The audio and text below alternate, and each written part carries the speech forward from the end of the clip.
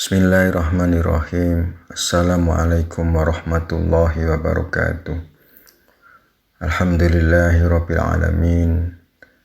Arrahmanirrahim. Maliki yaumiddin. Allahumma shalli ala sayyidina Muhammad wa ala jami'il ummati sayyidina Muhammad.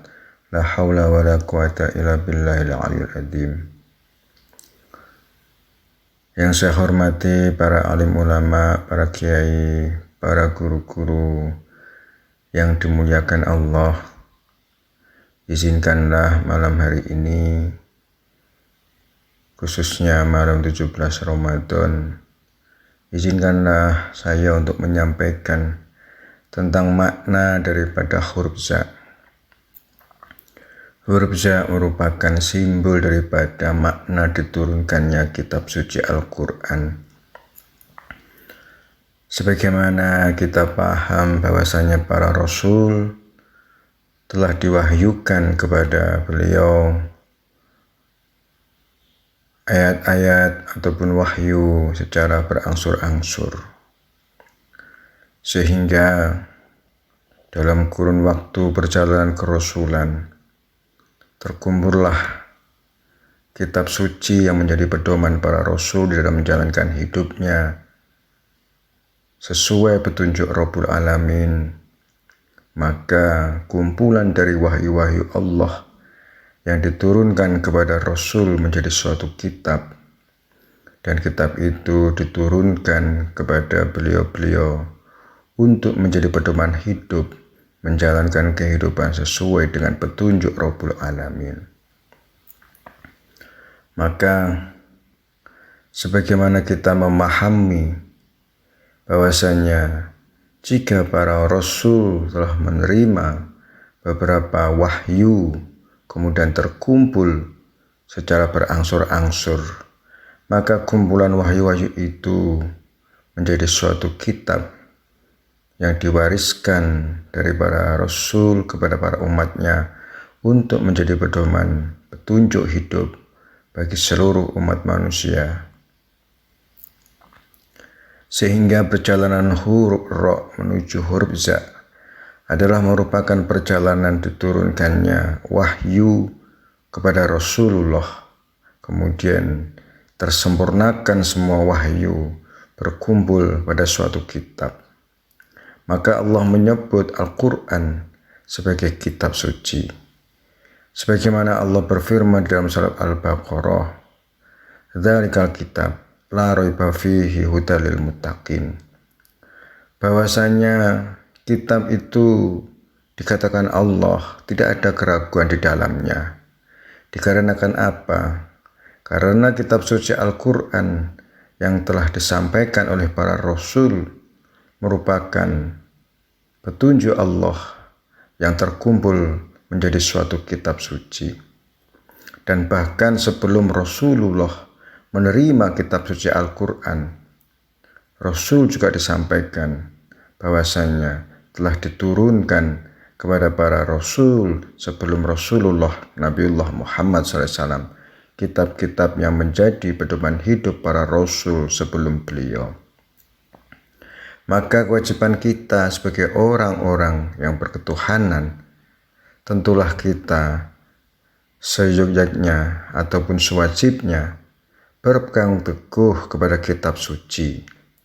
Karena kitab suci itu diturunkan dalam keadaan penuh hikmah, dan kitab suci merupakan suatu bentuk tanda keagungan Allah yang merupakan kalamullah. Kalam-kalam Allah yang berisi petunjuk, yang merupakan pedoman bagi umat manusia Bani Adam untuk menjalani kehidupan jalan yang lurus, kehidupan yang sesuai dengan petunjuk Allah. Maka jika kita telah meyakini semua petunjuk yang merupakan kalamullah benar-benar diturunkan dari Allah yang merupakan Tuhan yang Maha Perkasa dan lagi Maha Pengasih dan Penyayang, tentu tidak ada keraguan kita di dalam menjalankan isi daripada wahyu para rasul. Maka Allah menegaskan di dalam Al-Quran, "Dzalikal kitabu la raiba fihi hudal lil muttaqin." Inilah kitab yang tidak ada keraguan di dalamnya, menjadi petunjuk bagi orang-orang yang bertakwa. Maka kenyataan orang-orang yang tunduk kepada Allah melalui kalamullah, inilah yang disebut sebagai orang-orang yang bertakwa. Karena orang-orang yang bertakwa pada hakikatnya adalah orang-orang yang telah mengenal Allah, orang-orang yang telah bermakrifatullah, orang-orang yang telah mengerti siapa sebenarnya Rabbul Alamin. Maka penyambung lidah, penyambung pesan antara Rabbul Alamin kepada hamba, Allah menurunkan Alkitab, Allah menurunkan wahyu. Tentu kitab itu diturunkan kepada salah satu seorang yang diutus sebagai seorang Rasul. Maka Rasul itulah yang menjadi penyambung lidah, penyambung kalam, penyambung ucapan daripada wahyu melalui lisan para Rasul. Dan malaikat Jibril sebagai pembawa wahyu merupakan penyambung wahyu dari Allah kepada para Rasul melalui malaikat Jibril yang ditugaskan untuk menyampaikan wahyu Allah. Sehingga jika kita melihat perjalanan huruf za yang merupakan huruf yang sangat berkaitan dengan kata unzila, diturunkan, maka nyatalah bahwa sesungguhnya kitab suci itu memang benar-benar diturunkan secara berangsur-angsur. Sehingga ketika kita memahami dengan sebenar-benarnya makna daripada kitab suci, tentu kita akan hakul yakin. Kita tidak akan membantah tentang kebenaran kitab suci. Maka ketika kitab suci itu dibaca, tentu cara agar hati kita tenang, yaitu dengan cara mendengarkan dengan sifat sami'na, kemudian kita wa'atokna. Maka inilah cara yang benar untuk membaca ataupun mengerti daripada isi-isi kandungan kitab suci. Maka kesempurnaan iman seseorang dikatakan oleh Rasulullah, belum sempurna iman seseorang jika akal fikirannya dan nafsunya belum tunduk kepada apa yang telah diwahyukan. Karena apa? Wahyu bukanlah perkataan Rasul. Wahyu bukan dibuat oleh Rasul, akan tetapi wahyu adalah murni dari kalamullah. Wahyu adalah murni dari ilmu Allah. Maka jika seseorang tidak meyakini bahwasanya wahyu adalah benar-benar diturunkan dari Allah, maka keraguan akan selalu timbul di dalam hatinya.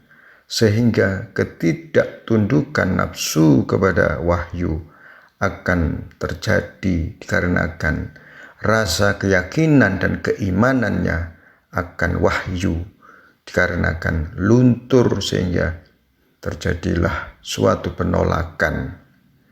Maka agar wahyu tidak ditolak oleh nafsu, maka wahyu harus didengarkan melalui telinga dengan sifat sami, lalu masuk ke dalam kolbu dengan takdim, tunduk, khusyuk untuk didengarkan oleh telinga dan hati.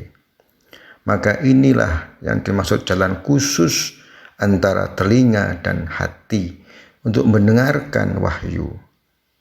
Maka jiwa kita harus kita kunci bahwasanya wahyu itu memang benar-benar dari Tuhan semesta alam, bukan karangan manusia. Namun ketika terbersit di hati kita bahwasanya ada ungkapan jika wahyu dikarang oleh Rasul, maka suatu waktu jiwa akan bertanya-tanya, benarkah? Maka Allah telah menegaskan di dalam Al-Quran bahwa semua yang terwahyukan kepada Rasulullah adalah benar-benar dari Allah. Maka dari itu, kunci untuk memahami huruf za. Kita harus paham, sebenar-benarnya paham bahwasanya kitab suci Al-Quran, termasuk kitab suci Injil, termasuk kitab suci Taurat, termasuk kitab suci Zabur, dan semua kitab suci yang terdahulu yang dibawa oleh para rasul untuk disampaikan adalah benar-benar dari Allah. Namun dikarenakan perkembangan manusia yang penuh dengan berbagai macam pemikiran dan keinginan, ditambah oleh tipu daya setan dan iblis, menjadikan mereka berpikir fasik, sehingga aturan ataupun perintah dari Allah yang nyata murni diubah oleh lisan dan tangan mereka, oleh kemampuan berpikir yang cerdas, oleh keinginan nafsu, sehingga menjadi orang yang fasik. Maka inilah Allah memerintahkan bahwasanya tunduk nafsu kita kepada apa yang telah diwahyukan di dalam ayat-ayat dan kitab suci yang disampaikan oleh para rasul.